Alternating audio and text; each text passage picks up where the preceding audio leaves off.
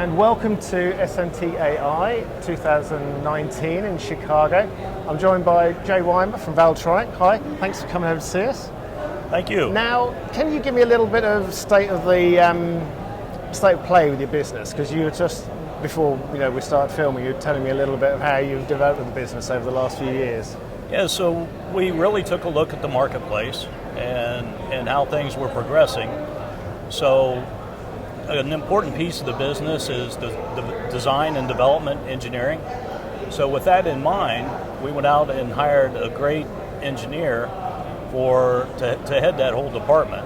So we're building out that department, and that gives us the ability to be able to take product all the way from the early design all the way through box build. Was that, in response to customers, they clearly trust you. Did they want you to handle more of that process? Is that, the reason you went into that? Oh, sure, yeah. Sure.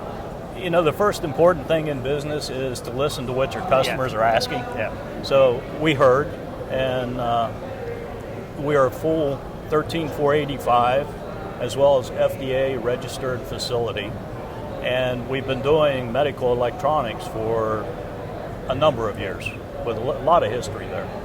And, by listening to the customers, we identified the opportunity to assist them in development.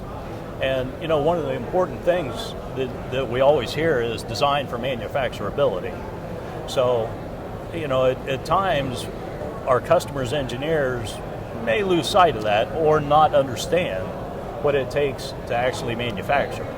So by having our own engineering staff, we can assist them. Of course, a customer can bring us on at any point in the cycle. Right.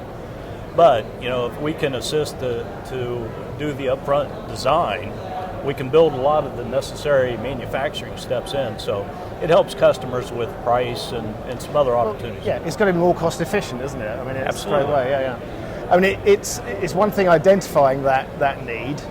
There's a lot of work goes into changing the business so you can deliver that effectively and be responsive. Like you say, you probably work a different way with every client, don't you? Absolutely. We're a contract manufacturer, so we're basically a custom house. And I kind of look at it like a restaurant, a la carte. So tell me what you need, and here's the menu, and let's check off how we can best assist. And do you find doing a lot of the aerospace and military, that very high standards, it's much more rigorous, all the steps you have to go through to get a product to production?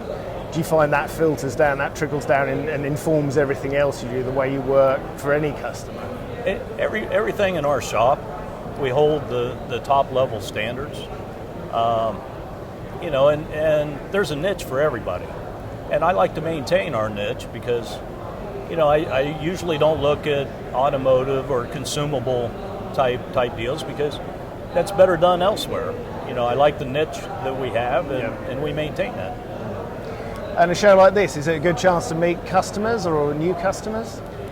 Not so much for me, because since I am a contract manufacturer, my purpose for being here is taking a look at some of the equipment, trying to stay up to date. I like to know the roadmap that my suppliers are taking.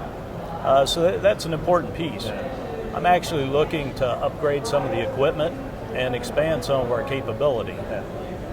Do you find we've talked on and on about Industry 4.0 for several years now.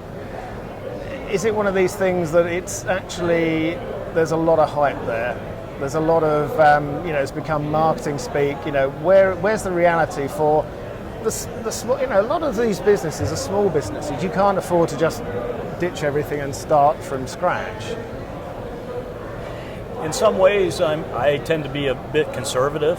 So when it comes to Industry 4.0, I'm lagging a bit just to see whether it is a lot of hype. I think that's a common stance from a lot of people. Yeah. Well, and I'm just not going to run out on a whim and do a bunch of implementation and spend a lot of money, And number two, I have to be able to justify that.